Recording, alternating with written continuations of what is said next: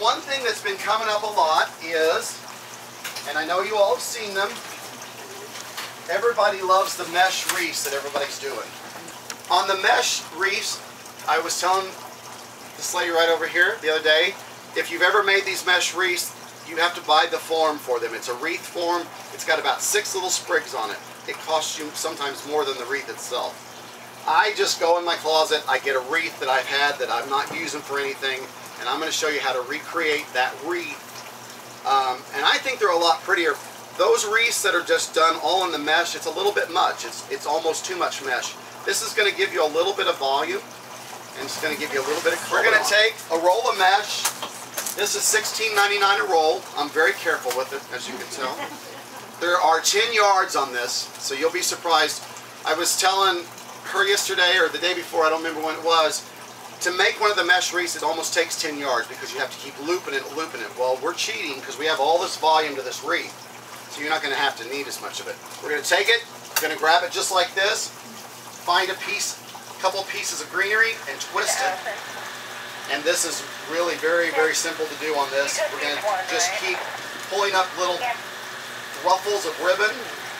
We're going to twist it again. And we'll go to the outside on this and keep twisting. And you'll do about, I want to say about 8 inches to 12 inches of, and then pull it back in. Keep twisting. And I'm going to complete this for you. I'm going to show you how quick and easy this is to do. And the cool thing with this is if you use one of your artificial wreaths, I've got some great wreath prices in there, so check them out. You can do this really inexpensive. Our wreaths are great. They're triple ring frames, so they're going to hold up really, really well.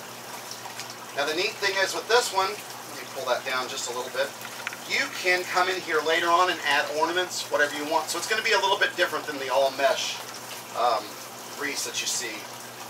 And as you can see, we've already got our form going. Now we will make one more pass through the middle, and you can see exactly what we've done. Now what we're going to do is continue with this. I haven't cut this yet, so if you decide next year you want to take it apart, you can. We're going to bring this, just loop it up in the middle, and we'll go to the center. Once again, twist it.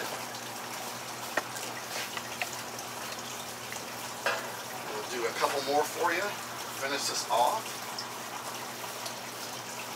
I'm just showing you alternatives you can use around the house, or if you don't, I tell you what, when you look at those wreath holders, if you've ever seen those things, they're very scary looking because they have about 8 pieces of greenery on them, and you think it's, I don't know what I'm supposed to do with it. And, okay, we're going to cut this right now, and I'm very precise in cutting. No. Once again, find a place, tie it off, kind of fluff it up a little bit, and there we've made one of the garland wreaths out of the mesh.